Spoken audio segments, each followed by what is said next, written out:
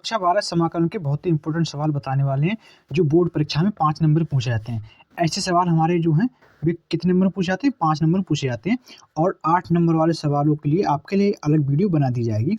तो हमारा पहला सवाल जो है, ये 5 नंबर का पूछा जाता है। तो हमारे पहले सवाल क्या है? इंटीग्रेशन यानी समाकलन के इंपॉर्टेंट सवाल हैं, जो 5 नंबर में पूछे जाते हैं। ये बोर्ड परीक्षा में प्रीवियस ईयर में पूछा गया है। ये 2019 में और 20 तथा 24 में पूछा गया है। ये बोर्ड परीक्षा 2025 में भी पूछा जा सकता है या इसके आधार पर कुछ सवाल को पूछा जा सकता है। तो इस प्रकार ये हमारा पहला सवाल समाकलन का है। तो integration 1 minus sine x upon में cos square x d x. तो इसको हल कैसे करेंगे? तो यहाँ पर लिखते हैं हम हल।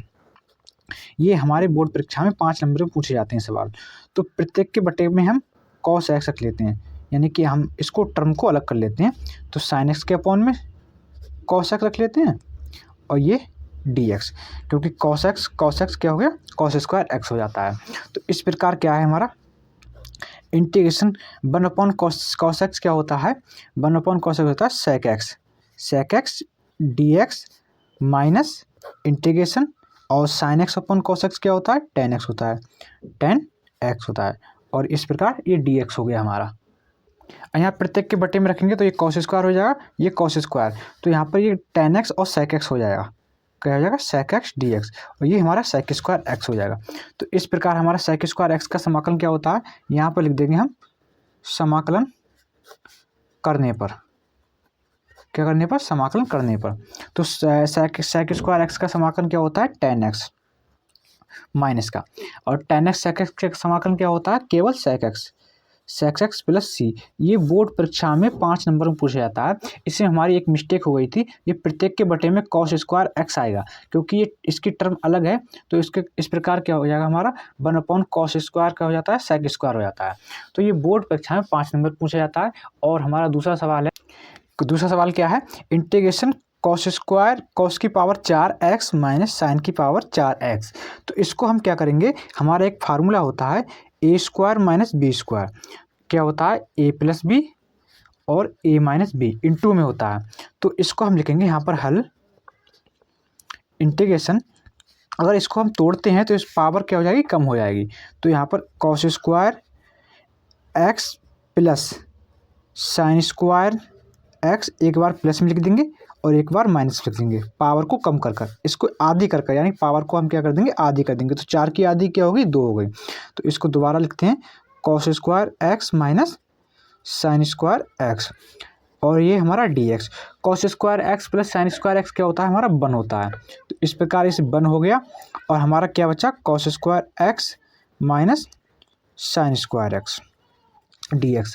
अब cos square x minus sine square x क्या होता है? cos 2x का फार्मूला होता है हमारा ये cos square x minus sine square x. तो cos square x minus sine square x के स्थान पर हम cos 2x रख सकते हैं। तो इस प्रकार इंटीग्रेशन हमारा क्या बचा? cos 2x dx। अब इसका हम समाकलन कर देंगे, क्योंकि cos स्क्वायर एक्स का समाकलन नहीं होता है, उसको हम तोड़ के लिखते हैं तो बहुत लंबा पहुंच जाता है। इसके अनुसार हम क्या करते हैं? cos 2x का समाकलन कर देते हैं। समाकलन, ये आपको लाइन लिखी है तभी आपको नंबर मिलेंगे। तो समाकलन करने पर तो cos 2x का समाकलन क्या होता है? आपको पता होगा, सीधे सीधे sin 2x अपॉन में 2 प्लस सी। ये आपकी बोर्ड परीक्षा आने वाली है, तो आपको इतना तो पता ही होगा कि cos 2x का समाकलन किस प्रकार होता है। तो बहुत ही इंपॉर्टेंट है। इसी प्रकार हमारा तीसरा सवाल क्या है? इंटीग्रेशन साइन एक्स अपॉन में साइन एक्स प्लस ए, क्योंकि एक्स प्लस ए इसमें क्या होता है? समाकलन में अंश अपॉन हर का फार्मूला नहीं होता है। तो इसमें हम एक्स प्लस ए को हम टी मान लेते हैं। यहाँ हम माना लिखते हैं एक्स प्लस ए बराबर टी। अब जिसको मानते हैं उसका क्या कर देते हैं? अवकलन। तो डी एक्स बराबर डी टी बचा। और यहाँ से एक चीज़ और करते हैं, क्या करते हैं कि हम x का मान निकाल लेते हैं। तो x बराबर क्या हो गया? टी माइनस ए हो गया। तो इसमें हम रखते हैं, सवाल में हल करते हैं साइन एक्स अपॉन में साइन टी, क्योंकि x प्लस ए क्या मान लिया हमने? टी, और dx के स्थान पर क्या रखेंगे? dt। और यहाँ पर एक साइन x है, तो x का भी मान निकाल लिया है हमने। x का मान क्या आया? t माइनस ए। तो इंटीग्रेशन साइन x का मान क्या है? t माइनस ए अपॉन में साइन टी और ये हमारा dt। अब यहाँ पर हमारा एक फार्मूला बनता है sine a minus B. Sine a minus B का आपको फार्मूला पता होगा, तभी आप इस सवाल को कर सकते हैं।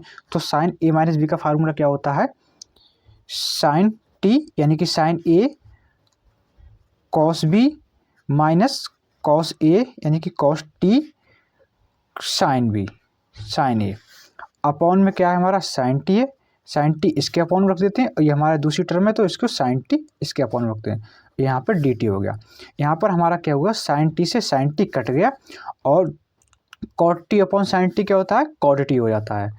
तो इंटीग्रेशन हमारा ये कॉस a क्या है, कांस्टेंट है, तो कॉस a को हम बाहर लिख लेते हैं और इंटीग्रेशन dx बचता है, केवल हमारा क्या बचता है, dt बचता है, यानी कि dt बचता है माइनस ये हमारा साइन एक कांस्टेंट है, इसको भी हम बाहर रख लेते हैं, sine a integration cos t upon sine t क्या हो गया, कॉट t हो जाएगा, कॉट t dt। अब इसका हम समाकलन कर देंगे, यहाँ dx dt का समाकलन करना है और यहाँ कॉट t का, और ये साइन a और कॉस a हमारा कांस्टेंट है, यहाँ लिख देंगे हम समाकलन करने पर ये आपको लाइन लिखनी ही पड़ेगी। तो कॉस a को ऐसे रख देते हैं और साइन dt का समाकलन क्या होता है, केवल t minus sine a, sine A constant है तो कॉट t का समाकलन क्या हो गया, log sine t plus c। अब हमारा जो सवाल है वो t के फॉर्म में आया है तो हमें इसको x के फॉर्म में लिखना होगा, यानी कि x के रूप में हमें लिखना होगा। तो यहाँ हम t के स्थान पर इसका मान रख देते हैं, t का मान रख देते हैं, t का मान क्या है, x प्लस a। तो यहाँ बराबर लिखते हैं हम cos a और t का मान x plus a minus sine a log sine t के स्थान पर क्या रखेंगे, x plus a plus c। ये हमारा इतना सवाल है, इसका हल हो गया। ये बोर्ड परीक्षा में 5 से लेकर 8 नंबरों में पूछा जा सकता है। ये हमारा बहुत ही इंपॉर्टेंट सवाल है और ऐसे सवाल आपके लिए जल्दी मिलने वाले हैं और इसी प्रकार आपकी समाकलन की सीरीज कराई जा रही है। वीडियो पसंद आए वीडियो को लाइक करें एंड चैनल को सब्सक्राइब कर दें। बोर्ड परीक्षा से संबंधित आपकी डेली ऐसी वीडियो मिलती रहेंगी।